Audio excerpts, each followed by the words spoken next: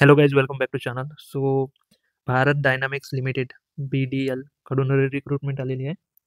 हे एक मिनीरत्न कंपनी आहे आणि त्यानंतर म्हणजे मिनीरत्न कॅटेगरी 1 राहते, कॅटेगरी 2 पण राहते आणि मग नवरत्न राहते, मग महारत्न कंपनीचं राहते. सो अंडर मिनिस्ट्री ऑफ डिफेन्समध्ये येते हे आणि याची रिक्रुटमेंट आहे आपल्याकडे. सो याचे जे ऑनलाईन ॲप्लिकेशन 30 जानेवारीपासून चालू होणार आणि 21 फेब्रुवारीपर्यंत चालणार. 2 वाजतापासून चालू होणार 30 जानेवारीला. यामध्ये जर वॅकन्सीज पाहिली तुम्ही तर टोटल 4च वॅकन्सीज आहे इलेक्ट्रिकलच्या मॅनेजमेंट ट्रेनीच्या. आणि हे रिझर्वेशन आहे. अनरिझर्वसाठी एक आहे, EWS साठी एक आहे, OBC एक आणि SC साठी एक आणि PWBD साठी हे क्रायटेरिया आहे इथे. त्यानंतर खाली जर आपण पाहिलं तर इसेन्शियल क्वालिफिकेशनमध्ये कसं आहे की MT इलेक्ट्रिकल आहे आपलं, तर बॅचलर डिग्री पाहिजे ना आपल्याला फर्स्ट क्लास. आणि इलेक्ट्रिकल किंवा मग इक्विव्हॅलंट जे पण आहे त्याच्यातली डिग्री चालून जाते, पण फर्स्ट क्लासमधली पाहिजे.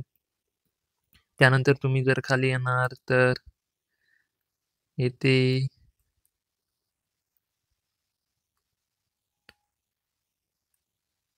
ठीक आहे, ते डिग्रीचंच आहे. त्यानंतर जर सिलेक्शन प्रोसेस जर पाहिली तुम्ही, सो मॅनेजमेंट ट्रेनीसाठी CBT राहील आणि इंटरव्ह्यू राहील. आता CBTमध्ये कसं 2 तासाची आपली टेस्ट राहील, त्याच्यात 2 पार्ट राहील आणि 150 MCQ राहील. पार्ट 1 मध्ये 100 MCQ जे की आपले इलेक्ट्रिकलचे राहील आणि पार्ट 2 म्हणजे 50 MCQ, त्याच्यात जनरल ॲप्टिट्यूड राहील. 1 मार्काचे राहील सगळे क्वेश्चन, म्हणजे 150 मॅक्सिमम मार्क्स राहील आणि 0.25 ची निगेटिव्ह मार्किंग राहील 1/4. वेटेज जर पाहिलं तुम्ही तर CBTला 85% आहे आणि इंटरव्ह्यूला 15% आहे. आणि मिनिमम क्वालिफाईंग मार्क्स पण आहे. इंटरव्ह्यूसाठी कॉल करायचा तर 60% तुम्हाला CBTमध्ये पाहिजे आणि अनरिझर्वमध्ये असाल तर 50%. अनरिझर्व आणि EWSमध्ये 60% घ्यायला लागेल CBTमध्ये, म्हणजे 150चे 60%, 15 90 मार्क्स.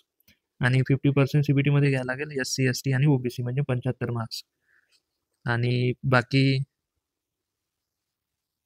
ठीक आहे. आणि मग काय, एवढे क्वालिफाईंग मार्क्स जर तुम्ही घेतले तर मग 1:10 एवढे रेशोमध्ये ते इंटरव्ह्यूसाठी बोलवणार. म्हणजे 4 जागा आहेत तर 40 जणांना बोलवणार आणि ते मग चेंज करू शकते आणि मग ते इंटरव्ह्यूसाठी तेवढे शॉर्टलिस्ट करणार. मग इंटरव्ह्यू वगैरे झाला तर वेटेज तुम्ही आधीच बघितलं आहे, 85% CBT, 15% इंटरव्ह्यू.